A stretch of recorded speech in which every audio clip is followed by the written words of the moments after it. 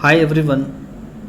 In this lecture, we will going to discuss about air pollution from aluminium manufacturing plant और industry. हम लोग यहाँ पर जो भी एल्युमिनियम मैन्युफैक्चरिंग प्लांट है जहाँ पर एल्युमिनियम को मैन्युफैक्चर किया जाता है या फिर बोला जा सकता है कि मतलब जो उसे उसके ओर से निकाला जाता है, एक्सट्रैक्ट किया जाता है, वो देखने वाले हैं कि वहाँ से क्या क्या पोल्यूशन होने वाला है। यहाँ पर हम लोग वो इंडस्ट्री नहीं देखेंगे जहाँ से एल्युमिनियम से कुछ प्रोडक्ट बनाया जा रहा है। यहाँ पर वो देखेंगे जहाँ पर एल्युमिनियम कहाँ कैसे एक्सट्रैक्ट हो रहा है और वहाँ पर क्या क्या पोल्यूटेंट इमिट हो रहे हैं। ये हम लोग को यहाँ पर मेन पर्पस ये देखना है। तो देखते हैं क्या क्या होता है। सबसे पहले हम लोग देख लेते हैं कि एल्युमिनियम जो है वो कहाँ से एक्सट्रैक्ट होता है, कौन से उसका ओर है, कौन सा उसका एस्क है। तो आपको पता होगा एल्युमिनियम जो है हम लोग बॉक्साइट से एक्सट्रैक्ट करते हैं। जो बॉक्साइट उसका ओर है, एस्क है, उससे हम लोग एक्सट्रैक्ट करते हैं। और सबसे ज़्यादा जो बॉक्साइट प्रोड्यूस करने वाला कंट्री है वो ऑस्ट्रेलिया आता है नंबर 1 पर। तो ये थोड़ा सा आप जीएस पॉइंट ऑफ व्यू से आप याद कर सकते हैं। तो हम लोग यहाँ पर देखने वाले हैं, आगे देख लेते हैं point wise. Aluminium is extracted from bauxite ores of aluminium. Aluminium का ओर से ऑलरेडी मैंने बताया, अभी बॉक्साइट से हम लोग ऑब्टेन करते हैं। और सबसे ज़्यादा जो होता है ये ऑस्ट्रेलिया में मिलता है सबसे ज़्यादा। सेकंड पॉइंट देख लेते हैं, bauxite is produced into aluminium oxide alumina. सबसे पहले क्या करते हैं, डायरेक्टली हम लोग बॉक्साइट से एल्युमिनियम नहीं करते हैं। बॉक्साइट को पहले हम लोग कन्वर्ट करते हैं एल्युमिनियम ऑक्साइड में, जिसको हम लोग एल्यूमिना बोलते हैं। आप इसका फार्मूला याद होगा Al2O3, जिसको बोलते हैं एल्युमिनियम ऑक्साइड। इस एल्युमिनियम ऑक्साइड का वैसे बहुत ज़्यादा ही यूज़ है। आप जो भी ग्राइंडिंग मैकेनिकल में आप जो ग्राइंडिंग व्हील देखते हैं वहाँ पर जो एब्रेसिव पार्टिकल होता है वहाँ पर एल्युमिनियम ऑक्साइड वाइडली यूज़ किया जाता है एल्युमिनियम ऑक्साइड का। या फिर आप वाटर जेट मशीनिंग जो 5th सेमेस्टर में आप पढ़ रहे होंगे, या फिर आपके एडवांस मैन्युफैक्चरिंग में जो अगर वाटर जेट मशीनिंग पढ़ना होगा तो वहाँ पर आप देखिएगा एल्युमिनियम ऑक्साइड का वाइडली यूज़ किया जाता है। तो उसी एल्युमिनियम ऑक्साइड में हम लोग इसको कन्वर्ट कर देते हैं सबसे पहले बॉक्साइट को। अब उस बॉक्साइट को कन्वर्ट करने के बाद फिर हम लोग उस एल्युमिनियम ऑक्साइड को हम लोग क्या करते हैं, इलेक्ट्रोलाइसिस प्रोसेस एक होता है। इलेक्ट्रोलाइसिस प्रोसेस आप इलेक्ट्रोकेमिकल प्रोसेस जैसा आप पढ़ रहे होंगे अभी 5th सेमेस्टर में, उसी टाइप का इलेक्ट्रोलाइसिस प्रोसेस होता है। कैथोड होता है, एनोड होता है। बीच में हम लोग क्या करते हैं, एल्युमिनियम ऑक्साइड को मेल्ट करके 900 टेम्परेचर के आसपास उसमें हम लोग मेल्ट करके उसमें प्लेस कर देते हैं। और फिर वहाँ पर जब हम इलेक्ट्रिसिटी सप्लाई करते हैं पॉजिटिव और नेगेटिव, तो क्या होता है कि धीरे धीरे वो मेल्ट होता जाता है और फिर वहाँ पर एल्युमिनियम हमें प्योर एल्युमिनियम वहाँ से निकाल लिया जाता है। वो अलग प्रोसेस आप देख लीजिएगा, अगर आपको देखना होगा, अगर जानना चाहते हैं कि एल्युमिनियम कैसे बनता है एल्युमिनियम ऑक्साइड से, तो वो आप देख लीजिएगा। बस यहाँ पर प्रोसेस आपको मैं बता दे रहा हूँ कि इलेक्ट्रोलाइसिस प्रोसेस होता है, जिसमें हम लोग क्या करते हैं, एक कंटेनर में यहाँ पर पॉजिटिव चार्जेस यहाँ पर प्लेस कर देते हैं रड, और यहाँ पर इसको क्या करते हैं, निगेटिव चार्ज कर देते हैं बाहर में। और यहाँ पर क्या करते हैं, अंदर में एल्युमिनियम ऑक्साइड को प्लेस कर देते हैं। और जब यहाँ पर सप्लाई करते हैं DC वोल्ट, यहाँ पर पॉजिटिव होता है, यहाँ पर नेगेटिव होता है। जब सप्लाई करते हैं तो टेम्परेचर बढ़ते बढ़ते 900 के आसपास हो जाता है और धीरे धीरे यहाँ पर ये मेल्ट होने लगता है, जिससे हम लोग को प्योर एल्युमिनियम यहाँ से एक्सट्रैक्ट करके इसे निकाल लेते हैं। यहाँ पर प्योर एल्युमिनियम हम लोग स्टोर कर लेते हैं। तो वो उसका प्रोसेस हो गया। अब इस प्रोसेस में क्या क्या इमिट हो रहा है हमने ध्यान वो देना है, क्योंकि हमें यहाँ पर पोल्यूशन से रिलेटेड बात करना है। कैसे बन रहा है उसके रिगार्डिंग हमें बात नहीं करना है, क्या क्या इमिट हो रहा है वो हमने बात करना है। तो यहाँ पर आप देख लीजिए, सबसे पहले अगर हम लोग बॉक्साइड को एल्युमिनियम ऑक्साइड में कन्वर्ट करेंगे ओर से, ओर्स को हम लोग ब्रेक करेंगे। ब्रेक करने से क्या होगा, वहाँ डस्ट पार्टिकल इमिट होगा एटमॉस्फेयर में।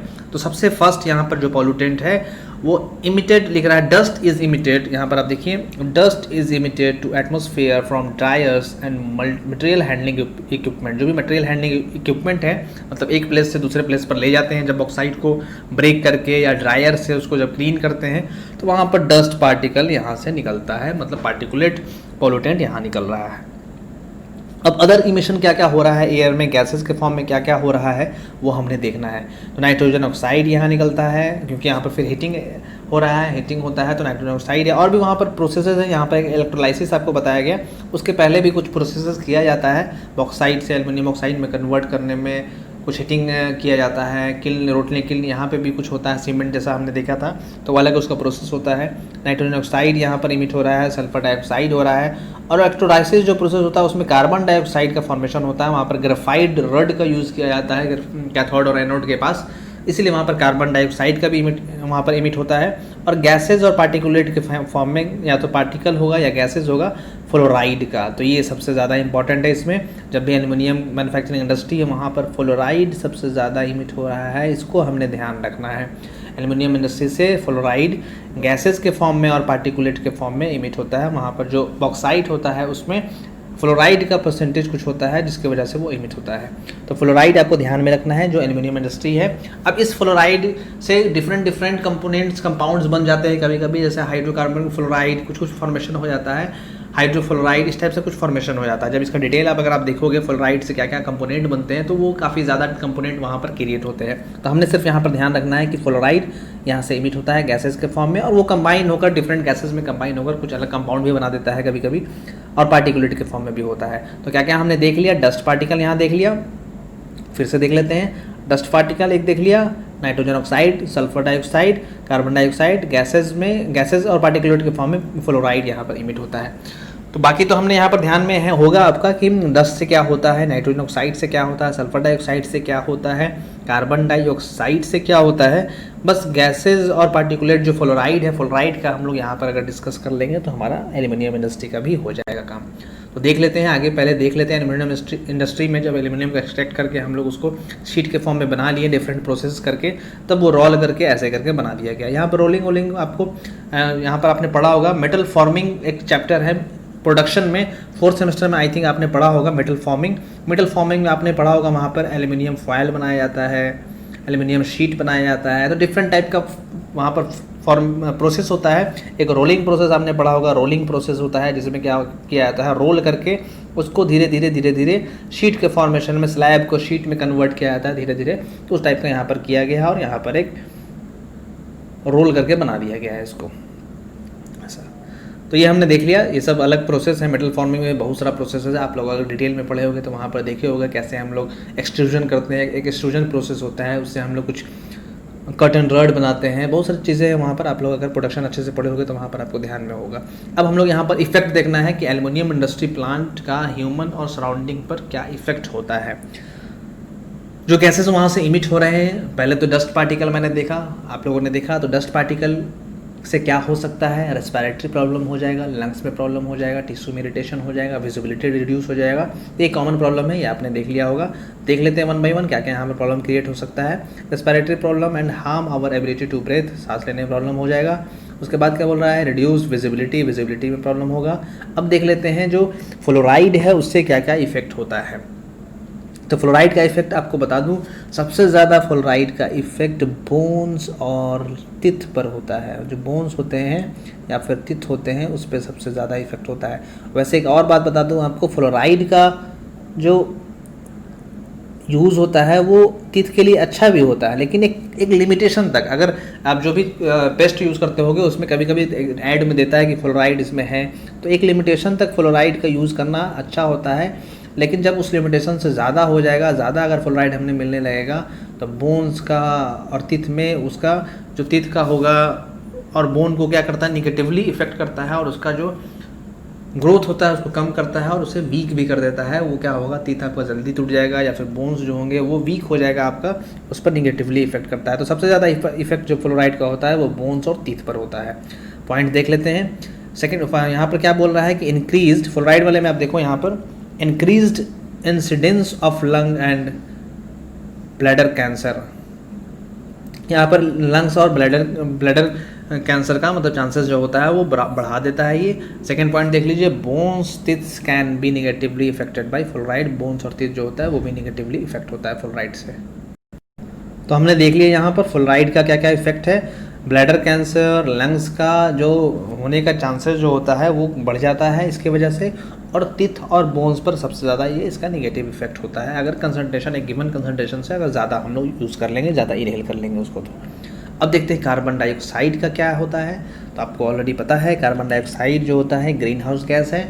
तो ये क्या करेगा, ग्लोबल वार्मिंग का चांसेस करेगा और टेम्परेचर धीरे धीरे इन्वायरमेंट का इंक्रीज़ होता चला जाएगा। अब देखते हैं इफेक्ट, फर्दर इफेक्ट क्या है। सल्फर डाइऑक्साइड का देख लेते हैं, नाइट्रोजन ऑक्साइड का देख लेते हैं। तो नाइट्रोजन ऑक्साइड आपको ऑलरेडी पता है फोटोकेमिकल इफेक्ट का चांसेस होता है ये क्या करता है, फोटोकेमिकल इफेक्ट सनलाइट के प्रेजेंस में। नाइट्रोजन ऑक्साइड क्या करता है, फोटोकेमिकल रिएक्शन करता है और एक ओजोन गैस का फॉर्मेशन कर देता है, ग्राउंड लेवल ओजोन गैस का फॉर्मेशन कर देता है, जिसके वजह से अस्थमा हो जाता है, ब्रोंकाइटिस हो जाएगा, लंग्स के टिश्यू को डैमेज करेगा। ये सब डिजीज क्रिएट करता है और एसिड रेन का भी काउजेज होता है। एसिड रेन का काउजेज नाइट्रोजन ऑक्साइड भी होता है और सल्फर डाइऑक्साइड भी होता है। तो आगे हम लोग अभी वही देखने वाले हैं। सल्फर डाइऑक्साइड का इफेक्ट देख लीजिए, effect breathing and may cause respiratory and cardiovascular disease. Breathing और रेस्पिरेटरी को इफेक्ट करता है और कार्डियोवास्कुलर डिजीज वो मतलब क्रिएट करता है, इफेक्ट करता है। काउज अस्थमा, ब्रोंकाइटिस, अस्थमा और ब्रोंकाइटिस करता है। Primary contributor of acid rain, acid rain का भी ये प्राइमरी कंट्रीब्यूटर है, आपको ऑलरेडी पता है। सल्फर डाइऑक्साइड एसिड रेन का सबसे ज़्यादा इसके वजह से एसिड रेन का चांसेस होता है। तो हमने देख लिया है, फ्लोराइड देख लिया, nitrogen oxide, sulphur dioxide, carbon dioxide और डस्ट पार्टिकल, ये मेन कंस्टिट्यूएंट है। इसके अलावा भी कुछ कंपाउंड्स बन जाते हैं, जैसे फ्लोराइड कुछ कंबाइन करके कुछ नए कंपाउंड्स बना सकता है। कुछ डस्ट पार्टिकल में भी कुछ लाइम स्टोन का भी डस्ट निकलता है, बॉक्साइट का भी डस्ट निकलता है। तो हमने एक ओवरऑल डस्ट पार्टिकल देख लिया, अलग अलग नहीं देखा कि लाइम स्टोन का डस्ट आएगा तो क्या होगा, फ्लोराइड उसका ओर्स का आएगा तो बॉक्साइट का क्या होगा। बस हमने डस्ट पार्टिकल का ओवरव्यू हम लोगों ने देख लिया है। इससे आई थिंक आपका काम हो जाना चाहिए इतना से। तो हमने फर्स्ट यूनिट का जो पार्ट ए था वो 100% टॉपिक कवर कर लिया है। अब इसके बाद फर्दर टॉपिक हम लोग स्टार्ट करेंगे, वो देख लेंगे क्या स्टार्ट करना है। उसके बाद हम लोग नेक्स्ट लेक्चर में आगे का टॉपिक को स्टार्ट करते हैं। तो इससे रिलेटेड जो भी डाउट होगा आप कमेंट करके पूछ सकते हैं। वीडियो को देखने के लिए थैंक यू सो मच। अगर आप दूसरे कॉलेज के स्टूडेंट हैं तो टेलीग्राम ऐप डाउनलोड कर लीजिएगा और वहाँ इंजीनियर सलाह ग्रुप ज्वाइन कर लीजिए।